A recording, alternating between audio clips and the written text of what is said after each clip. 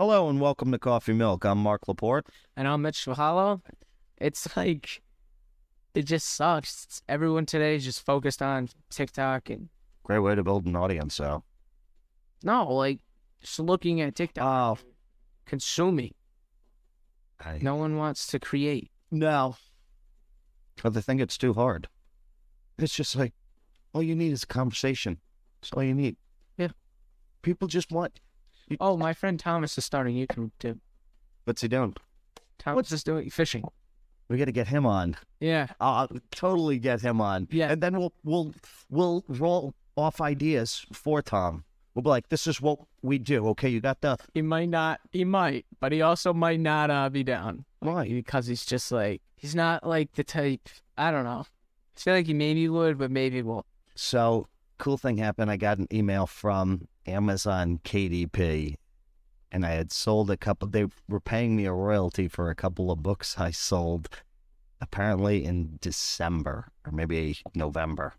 And it was pretty cool because I haven't thought about that in God knows how long, and it was just by happenstance that I saw that email, because I actually, once I get the notification on my phone, it's like, oh, you have 147 emails. I just swipe it to the left and I ignore it. I never go through my emails, but this one I saw pop up.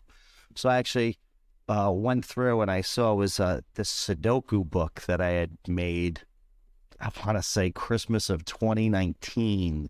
And I actually sold about 50 copies of it and didn't know. And apparently I've been getting a few royalties here and there over the course of 3 years. I just thought it was really cool. It's something I had created 4 years ago is actually still paying me something. Yeah, that's amazing. KDP was probably one of the first side hustles I actually got into, and KDP is Kindle Direct Publishing. So you can create any book you want. What I was focusing on was what they called low content books. And it was just journals. It'd be lined notebooks, maybe with a cool little border, because you had to make it a little bit unique, with just a funny cover. And then I got further into like puzzle books. Physical notebooks? Yeah. Physical ones. It would be a soft cover. You didn't have the spiral or anything. Okay. It would just be a soft cover with a funny cover. And Yeah. you just have lines in it or things like that. Huh. But I also created Sudoku books, drawing books, and then when you were a kid, you had those tracing books, Yeah. write A a bunch of times, write B a bunch of times. I created a few of those, and apparently I sold some of those as well. But that was actually one of my first journeys into little side hustles within maybe the last decade, aside from growing mushrooms or farming or anything like that. I think that's, you told me about that a while ago, how you were making notebook cover designs. And now you're getting the emails on the sales. Yeah. That's great. Well, I did back then, too, because I think I created in October, and then that December was kind of a big month. I sold, at the time, 12, and 12 was fine by me. It was a couple of bucks every book, and I just didn't mind it. I thought it was kind of a cool way to get another source of income or stream of income. So you post the covers for them, basically, just the digital cover? No, you'd have to create everything. You'd have to create the inside. Even if it was lines, you'd have to create the lines, and they wouldn't allow that after a certain point because everybody was doing it. So you're creating the files to print? Yeah, they'd print it for you, and then they'd ship it out for you. They did everything. Okay, they got their piece. You just upload your images. Yep. I see. It was really easy. I mean, it took a lot of time because I put a lot of time. The Sudoku book, I think I put 12 hours into that damn thing. Wow. Oh, yeah. Because when I created it, I would copy it over into Word, and then when it was saved, the fonts all would be weird, or when you upload it, nothing would look right, so I'd have to redo it.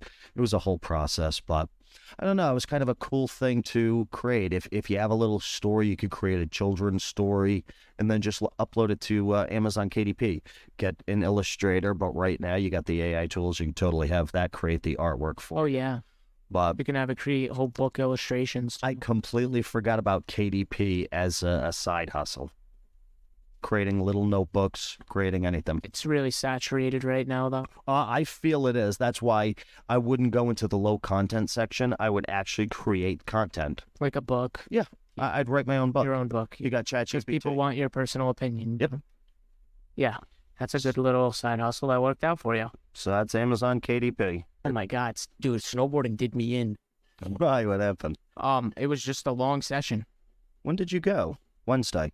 Thursday. Thursday. Thursday. Yep, Thursday night. Wait, no. Oh my gosh, that was yesterday. Yeah, it was Wednesday night. Sure wasn't Tuesday, the snowy day? It was Wednesday night. We went Monday. Tuesday was no snow. Wednesday was snow and rain. That's right. At the end. And, yep, I was snowboarding in the rain, and we were soaked. I was soaked the whole ride home. Does it make snowboarding better because it like packs down the snow and makes the it rain? Easy? Yeah. Well, yeah, because on the mountain that I go to, they make a lot of snow, and it's not really like that light, fluffy snow that you get. It's more like a powdered granular. So it's like really small beads of ice. No shit. Yeah. So we went about a week ago, and it was all powdered granular. It was like snowboarding on a pile of ice pellets. So it was like soft, and you could kind of flow through it, but it really gripped your board or your skis. Like you would like sink into it, and it would grip it. It's not like light. It's like heavy pellets. That's awesome. It's weird. I didn't really like it. But when the rain hits that's when it's good. And you get a little bit of fresh snow, too. It was amazing. Do they keep doing the snow as you... No. Are they just doing like in the morning? Well, they do it at night mostly. It depends on the conditions, really. If they need to add more, they add more. But early on in the season, like you would be you would be snowboarding, and you would be going through the snow guns, pumping out snow. It's so cool. They like mist water out at high pressure through these really small nozzles. I always wondered how they did. Yes.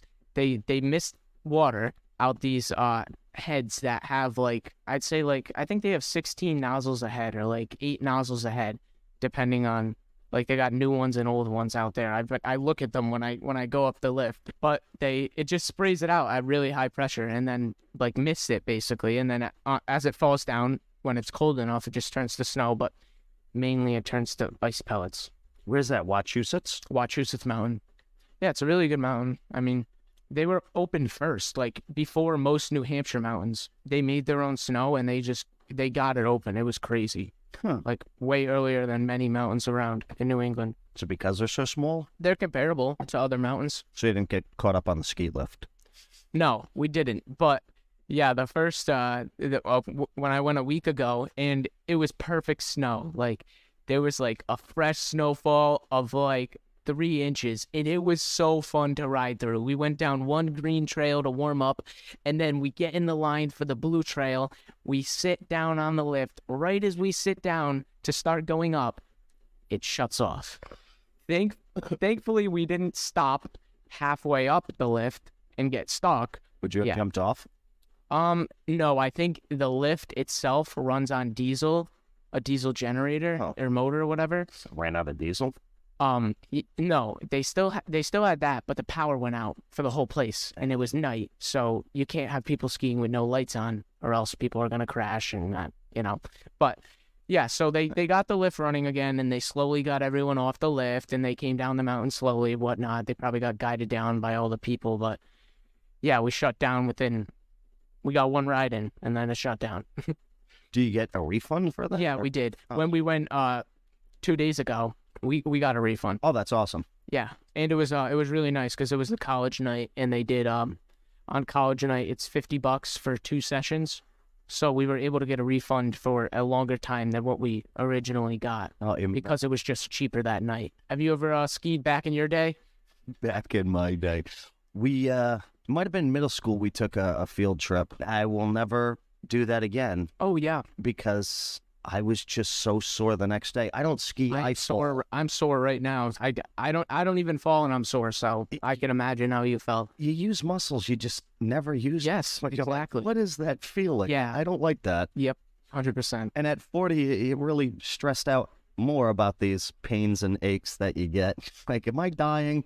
Is that chest pains or is it a heart attack? But no, I think I've done it 3 times. First time, horrible. Second time, horrible. Third time, a little bit better. I think I actually got maybe halfway down the mountain before I fell. Yeah, I don't know what it is with me, but I just pick up anything like riding a skateboard, skiing, snowboarding. I just pick it up so fast. Like I started with snowboarding when I was when I was really young, like in elementary school, and I did that a few times, and I was pretty good at it. And then in middle school, I did skiing, and that was fun. I picked that up like the first day, and then every other time I went skiing after that was just Better.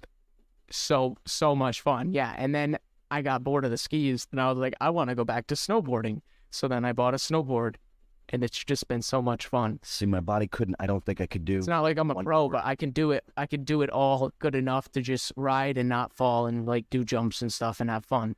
Do you surf? I tried it once. I think I caught like one wave, but What'd you do? I surfed in Narragansett. It wasn't like the waves were very small. I caught like one wave like that you could catch on a boogie board, and I was able to stand up, but it's not like I caught a wave and like rode it. Right. No, they weren't that big. I wanted to do that. That's always been on my bucket list. Yeah, Is to surf. it's not that bad. Yeah, you could definitely do that because you won't break your bones if you fall. You'll be in the water. You'll have a little bit of cushion. Yeah, some aches and pains maybe, but Yeah, oh, a few belly flops, but anytime you watch a surfer movie or something, it always seems like a religious experience when they catch that wave. And oh yeah, it's beautiful. Right. I would love to try. I wish we lived in the area where you could just kind of. Well, we do, but it's like you gotta wait for the days where it's good waves. Yeah, our waves water suck. freezing, and it's like I guess if you're wearing a wetsuit, it's probably a lot better. Don't they wear like wetsuits and stuff? that's what I was going to Yeah. ask. That's why I didn't know if you would Yeah, it's surf. probably a lot better. But Because it's like Narragansett Surf and Skate, I believe it's called. They have one on the A rental private. shop. Yep, and private lessons yeah, they too. got them everywhere. So I want to try. Oh, but- I heard about a side hustle of some guy just selling beach chairs. What do you mean beach? Like, Beach chairs, renting out beach chairs, or he was selling them or either renting them out at a certain beach that didn't have something like that. You just rent out beach chairs or umbrellas or something like of that nature that people like, they forget to bring sometimes, or like they want to use or they need an extra. And he made, I don't remember this, but I know it was very profitable for him, and it was a good like short term. that's outstanding side hustle. ingenuity. Yeah. That guy's a genius. Yeah, like going to a beach and just selling like, well, I mean, you can't really do that today because you'll get shut down. Like you need to ask and get like permits or whatnot. But Well, some of the beach houses, they're right on the beach. Maybe you could do it from the backyard. Hey, you need an umbrella? You need some beach chairs? I got like these long kids always want boogie boards at the beach or whatnot, or shovels. Just walk around with that. You could make a killing. I mean, once you got the kid looking at it, then they're asking their mom, and it's game over. They gotta buy it. No, I'd even do Get out. boogie boards or something down there. That's actually a pretty good idea, but I just don't want to I travel mean, that you distance. just can't really do that, right? You can't just like. It's like going outside of Walmart and like selling food or something, or selling like T-shirts outside of Walmart. It's like you can't just. No, I'm sure you need you have to ask somebody, get a permit somehow. Have a really good story because it can't Yeah, be, it's I'm just- selling these T-shirts to make money. It's like It's the just Girl Scouts are general allowed. business properties. It's like if you're going to start a business, you need to have a solution for someone in a specific area. So like people want this item at the beach, so go to the beach and sell them that item. I do miss the hot dog guy outside of Home Depot. There would always be a hot dog cart outside Home Depot. Really? Yeah. Yeah, When I was that younger. might have. When did they get rid of that? I don't know. I don't see it around anymore. I don't know if either people aren't doing hot dog carts anymore, because I still think that's an outstanding idea. I always wanted to do a little hot dog cart, just a weekend, try it outside Home Depot. I'm not going to do it because I just don't want to anymore. But when I was younger, I always thought it's got to be a great way to make money, because he would always just have a constant flow of people leaving, picking up a hot dog and a Coke. What do you make? $3? It probably cost him, I don't know, $1 at max for everything. Makes $2 profit. Contractors, everybody leaving there. Oh yeah. When we got the hot dog stand at the gas station that I was working at, people were buying hot dogs all the time, and it would be the same people, There's Come in nothing at like the a same gas time. station hot dog. and they would just buy them up. Yep. There are certain things that I get at a gas station. I don't know. You just have to. Just like if you go to a ball game or something, and if you're 21, you got to get a beer and a hot dog. You know it's going to cost $47, but you just got to do it. I'm going to put you in the driver's seat this episode. I'm feeling a little, this coffee's not kicking in. I got the Red Bull going. All right. So last week on our episode, we had a little bit of a spur of the moment decision to make a website and figure out a way to sell air to people overseas who don't have clean air. It's called breathofnewport.com. Our original plan is I'm going to go down to Newport with a couple mason jars, like 5 to 10 mason jars, and we're going to go to a specific location in Newport. I'm going to get my jar of air. I'm going to take a video or a picture or whatnot of me jarring up that air, find some way to validate that that air is where I'm actually saying it's from. We're going to have a map on our website pinpointing where the air is from, and maybe in the future we talked about having different locations, like different jars, and you kind of click on the map, the point on the map, and then you can buy a jar of air from that point. I brought up the idea of doing pressurized air from a specific location.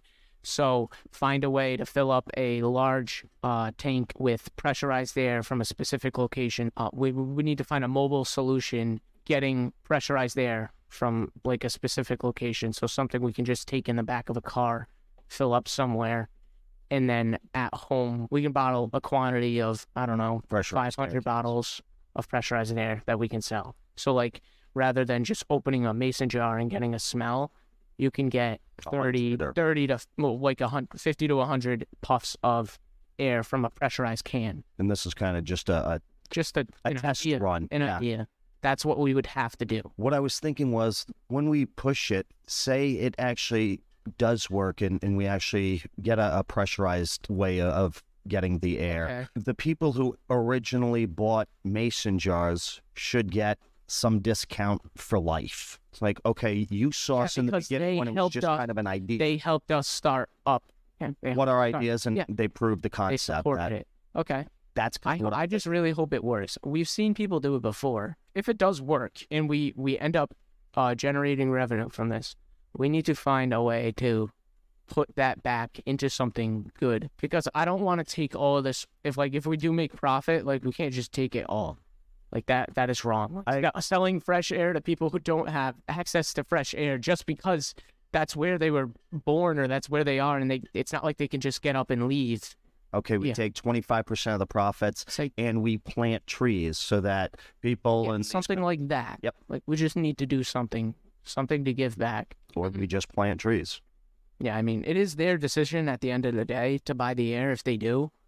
Right, but I feel a good story along with why you're purchasing this air and what we plan to do. What's the end goal? Yeah, that's a good idea. Yeah. So stay tuned for that. Yeah. breathofnewport.com. So we've talked about ChatGPT and everything so much. Really? What's ChatGPT? That's a joke. See, like, and then I'm like, oh, wait, what do I do? I've been talking about how it's helping us learn code and it's helping anyone learn anything. So now, just the other day, I was leaving the house and then I see on the news how ChatGPT is being banned for all schools and everything. And then just recently, I read an article about how ChatGPT is being used to help students learn in classroom. This teacher at a university of technology in the Netherlands, she teaches an undergraduate course on AI and ethics, and she gives students assignments where they have to brainstorm prompts. I guess we would call it prompts for AI. They make up a thesis statement, and then they use the AI to generate responses. So teachers are teaching students how to efficiently use this tool in classrooms today, which is just mind-blowing because it just came out. And I'm sure AI has been taught around technology universities across the world, but not with this type of advancement, I would think. And then think that if this is what you're given as normal people, think about what's really out there.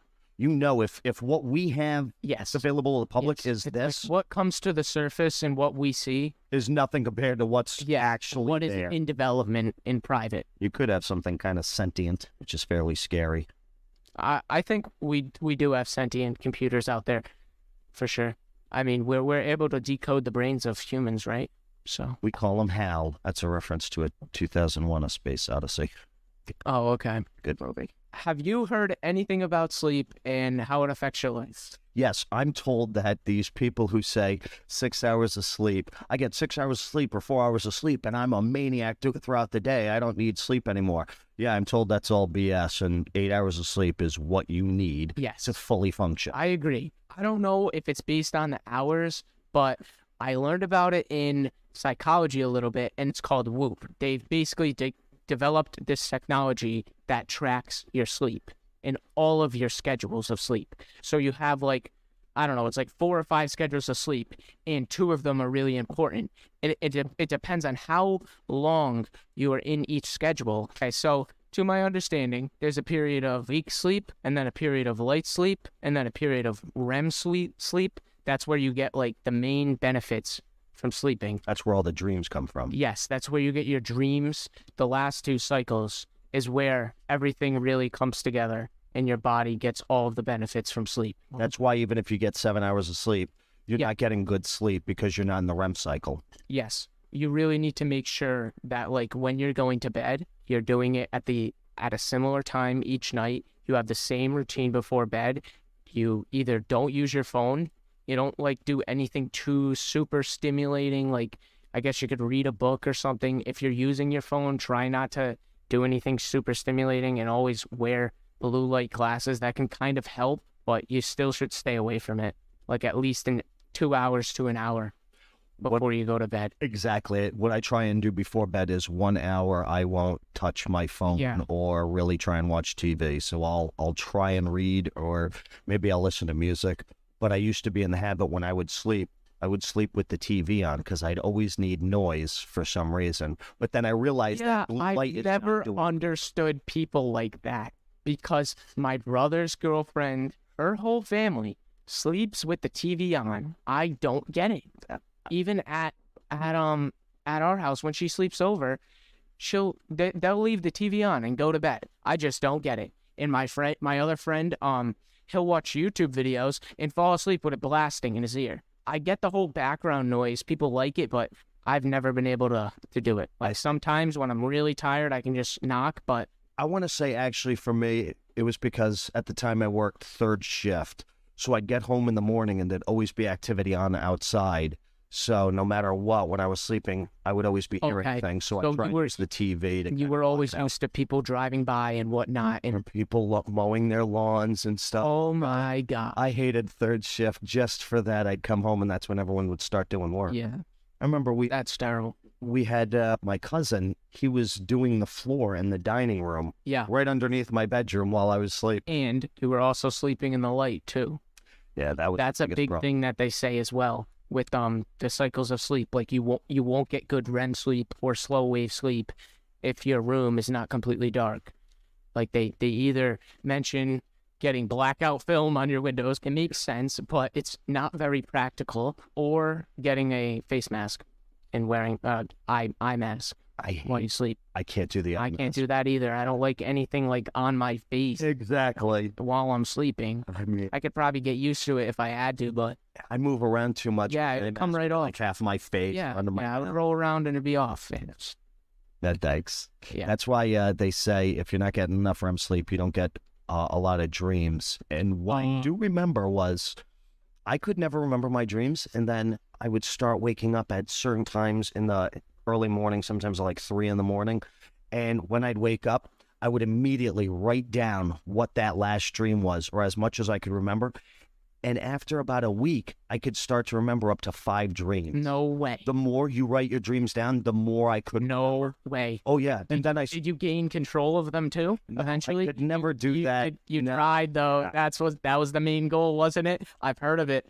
My friends have done it, I think. And I think my one of my friends has done it once or twice, but... Never controlled the dreams. It's pretty wild. One weird thing, because I was always, when I was younger, I was obsessed with like astral projection and stuff. And I've heard about that. Have the out-of-body experience while you're sleeping. We had a wall right here. This was all built within the last 20 years, but this was when I was young. The couch was right there, and I was staring at that light. It was probably midnight, and I was going to sleep, but I would just control my breathing. I was focusing on that light because I tried to tell myself, okay, you're awake, you're in control type shit. So then all of a sudden, maybe 15 minutes of just controlling my breathing, looking at that light, everything turns to darkness. Trees start popping up, and a brown bear walks by, looks at me. I freak out, wake back up, and I'm looking back at that light. And at the time, I You was just go into a dream, I don't know. or like you just instantly started dreaming. Some people say it was my spirit animal. And I was like, okay. And then I started learning, like, everybody's got their own spirit animal, and you find out maybe, if you're lucky, what your spirit animal is. Very big with Native American culture. Like, they have spirit quests and spirit guides. They call them their spirit guide. Okay. But that was one of the weirdest but coolest experiences I've ever had. Could never duplicate it. I've tried. Yeah, because it was just a one and done thing. But as I'm talking to you, yes, it's just all black trees. And it was immediate. Trees and a brown bear's walking by. I remember as clear as day, walks by, then stops, turns its head and looks right at me. And I was like, ugh. Like you're in all black, or you were No, in... like the kitchen disappears. Like I'm looking at the light and I can see the kitchen around me in my peripheral. And then it just all disappears. And then all of a sudden I'm in the forest. And there's a brown bear walking by. And then he just turns and he looks at me. But you were in a forest, like a virtual forest, basically. Like I was outside in the woods right now. Wow. Yeah, it was just instantaneous. I didn't close my eyes. I know my eyes were wide awake, but I just... Wow. Yes. I've had a little sleep paralysis thing, like waking when you wake. I don't like that. Yeah. I don't like that. Especially in the dreams, I find I get that more. Sometimes there's something there, but I can't see it, and I can't hear it, but I can just feel it. And I kind of get paralyzed in my dream where I also can't, I'll be screaming for help and nothing comes out. I'm just like, It's wild. It's only happened to me once, though. I say start writing down some of your dreams. When you wake up, if you can remember, even if it's 5 seconds, just write down a portion of it. Like I was in the woods, and then stop. And then start to see if you can remember more stuff. And it actually might help with REM. I don't know. So, all right. So this company, basically, it's a subscription service. You either pay, it's like $30 a month, 24 months is $20, annual is $25 per month, monthly is $30 per month. So it's all based on how long you want to pay for, and you get the watch when you pay for the membership, but you're going to pay per month to wear the damn thing and have it work. What's the difference between that and just a regular smartwatch? I think my Yeah, husband's that's got... the thing. That's what I was going to say. It's like, why isn't Apple just going to beat out this product? Like, if everyone wants an Apple Watch, why wouldn't they just buy that? Why would they waste their money on something that does just sleep when Apple is eventually going to be just as good at doing sleep as this company is? You never know. This company might have an advantage just focusing on sleep. Right. They're probably going to always have the latest and greatest technology and like algorithms to analyze the data they're getting. I know people with sleep apnea, I don't even think they get REM sleep, which is why it's such a problem. He was saying that some sleep problems are genetic, and they take other ways to solve them, but having this wristband really tells you how much you slept and each schedule that you slept in for how long and what you got, and basically it gives you a recovery percentage when you wake up. It's a good concept. It's really good. It's like, if you think about it, sleep is 1/3 of your life, and if you want to perform, you should optimize for that. You should optimize that 1/3 of your life, and then the other 2/3 will hopefully get better, or you'll have more energy so you can perform better. Well, that's my problem. I'll sleep 6 hours and feel tired. I'll sleep 10 hours. I'll feel tired. Yeah. I'll sleep 8 hours. I'll still feel tired. I just haven't figured it out yet. Yeah, so that's why it's like I've been thinking about doing it more, trying to Optimize your sleep. yeah. I don't think there's a better thing for you. It repairs your brain. It repairs your body. Whoop revenue is $530K annually. Oh, so They have 25 employees, wow, which is really not bad. So that's their a lot. peak revenue was $530K in 2021. Okay. 25 employees. Yeah, wait. What That's is the revenue today? Maybe it's going down because Apple Watch and all these smartwatches have the same Yeah, that's the sensors in them. You're making a watch specifically for sleep when there are smartwatches that pretty much do the same thing. I mean, again, it might not be as good because they're not entirely focused on sleep. They're just focused on different apps. But I know my cousin showed me that he's not getting enough REM sleep through his little Samsung smartwatch. I don't know anything about the smartwatch because I don't wear watches. I bang around my hand too much at work and I would break it. You've seen my phone. It's horrible. Yeah, I say if you want to start a business on your own, get into the sleep niche. Build a content site. Start reviewing all sleeping products. Definitely competitive right now, but Review. if you don't go competitive, you're not going to get that crazy traffic. I think you can. You just got to work hard. There's room to grow. I mean, you got a billion news sites. Yeah. And they all get some crazy traction. It seems like it's set up where each creator is going to get their own share, based on what they produce and how people like it. So I'd take a content site. I'd create a little thing on the sleeping. Just do different reviews. Best sleep mask, best white noise machine, or best mattresses. Do up a content site in about a day or two. Yeah. And then start ranking within 60, 90 days. Make sure you keep posting on it. But you can make yourself a nice thing. Best weighted blankets. The affiliate commissions alone would be great because a lot of those products are very high priced. It reminds me of this one guy. I absolutely love his story, and it's his name's Ramon Van Meer. What he did was he would pay attention to this website called Flippa, and I think it was like Empire Builders. I'm not sure if they were around at where the you time. buy and sell websites. Yeah, exactly. Website Or little marketplace. apps or anything like that. But he would always check out the content sites, and he would look at specific niches that were or would sell the highest price sites. Mhm. And I think it was soap operas, Yes, it was. cars, and two other niches that were pretty huge. And he noticed there was this one soap opera site. It was selling for $100,000. And he thought, okay, well, let me try this. The guy's never seen a soap opera in his life. It's not like he watches Days of Our Lives or has anybody in his family watching this stuff. But he created a Facebook group and a little content site. And he would, at the time, Facebook's ads was extremely cheap. For pennies on the dollar, you could get a user to your Facebook group.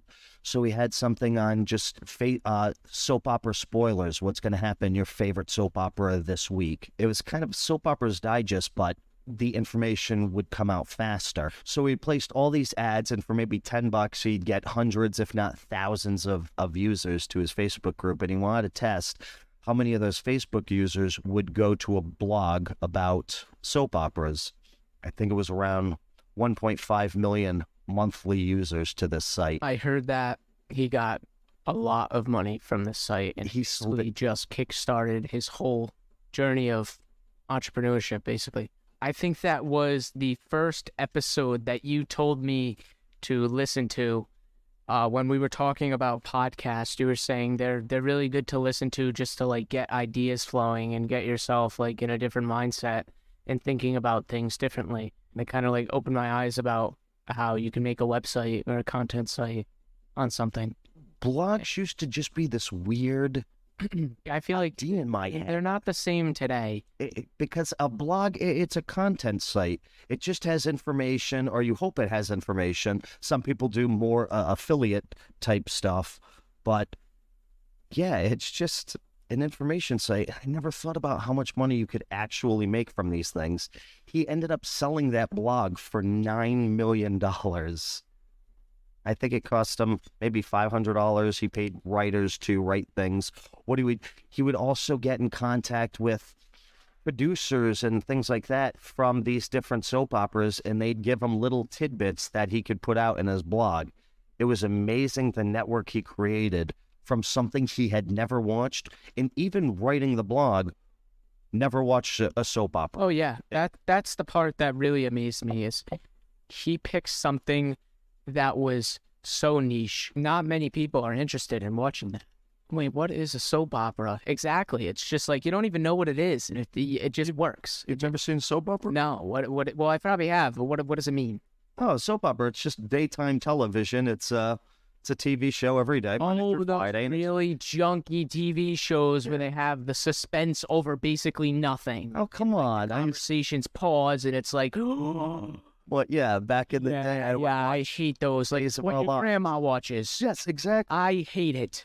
Well, I mean, they were no good, but back in the day, there Yeah, was nothing. see- If you were sick, if it's 1 o'clock in the afternoon, there Yep. was nothing on, so Yep. you'd be watching. Well, I would. Yep. Because there was this one thing on Days of Our Lives back in the day. One of the main characters was possessed, and it was just the whole thing for the entire summer. And I remember watching that. I think that is exactly what I'm thinking of that I watch. It's kind of like a TV show that's on the TV and you'll walk by it and then it always just catches your eye. It's always like they always have weird suspenseful music playing throughout and it's just like two people talking in some weird set Oh yeah. the whole time. And main characters die all the time, and then they come back, or there's a crazy twin brother. Or, And then like one dates another and then they poison each other or one poisons someone else and Yep. oh it's so weird and corny, but but the women. it just proves how you can take something so simple Oh, there's an audience and for build on top of it. Absolutely. There's an audience for everything. You could make a stained glass window website, best solder to use, best glass to use, and you're going to get traction. That's why what you really went niche with your site. And I'm really kind of excited to see the kind of traction you can get from something so niche.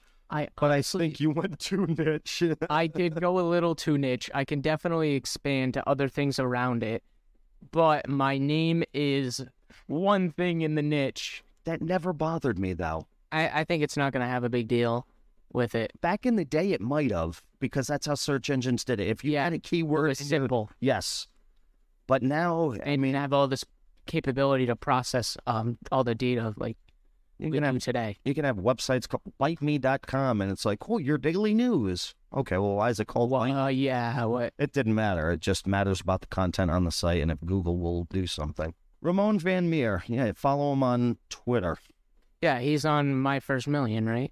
Oh yeah, That's how he made his first million, right? Or no? oh yeah, the $9 million, yeah, from his content site. Okay, yeah. $9 million. 9 million? Yeah, Oh, wow. yeah. I think it took 2 Thought it years. was a million. No, 9. So, do you know the game Rocket League? I've heard of it. I haven't played Yeah, it. so it's like soccer with cars and they have Okay. a little I've seen the rocket little on the videos. back that you can propel yourself with. So there's like really advanced players that can like fly their car into the air and dribble the ball in the air That's all. with the car. So it's really hard to do. They created an AI that analyzes the patterns of the players dribbling the balls in the air. They created an extremely intelligent bot called Nexto that people are saying some of the best Rocket League players are saying that it's already it has like superhuman properties in some situations. It just completely fakes you out, and its handling ability with the ball is like no other. So some people made this bot and they defeated one of the really like elite Rocket League players. No way. And this game is extremely difficult to play and takes like years of practice and skill That's to awesome. play. So AI is breaking everything. That's what's gonna bum me out is when I buy a game, I really like the story mode. I don't like playing online a lot.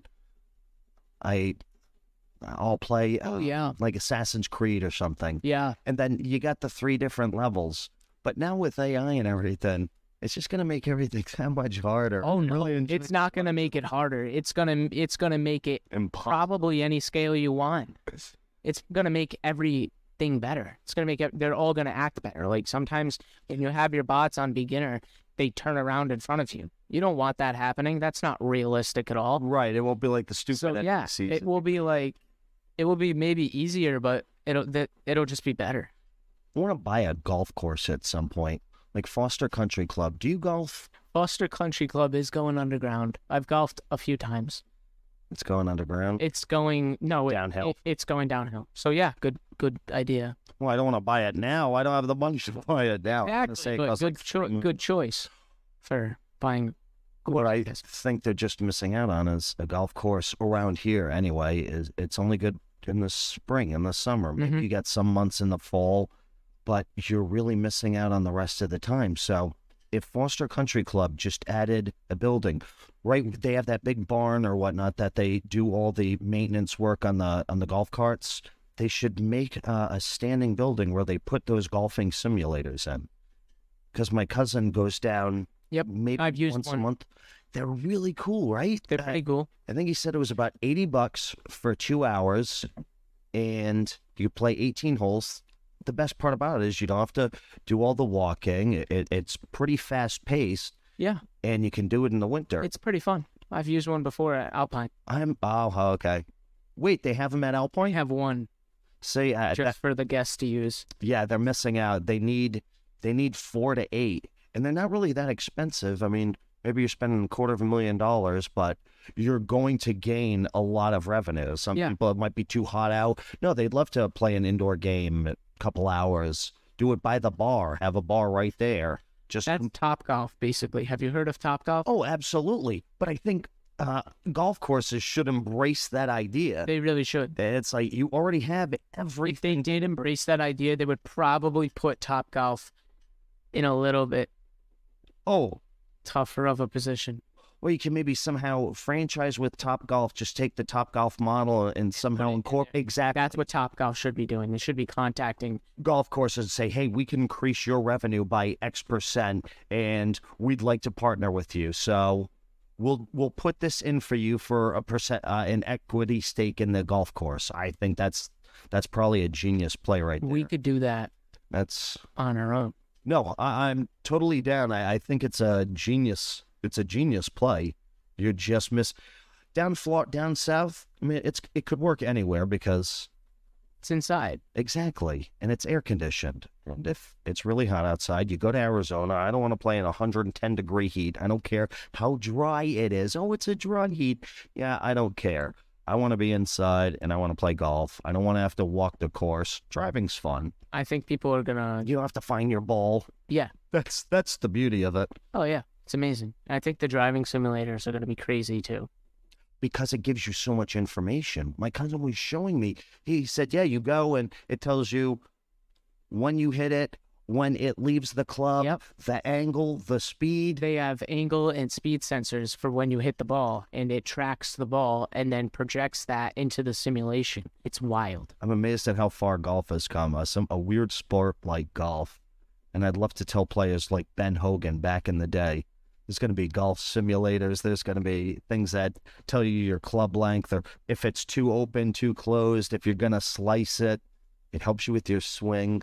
Oh, there's got to be a club like that already, like an electronic club. They have them for basketball. There's something weird that my cousin has, but I'm not sure if it's more something you put Yeah, in the a club sensor. handle. Exactly. Yeah. And it tells him how far he's hit the ball or how hard he's hit the ball. He uses the app on his phone, the sensor on the club, and then where the ball lands, he'll hit the app again, and that marks it, and then it tells you how far you hit the ball. And Yeah, because it's all just calculations. it's beautiful.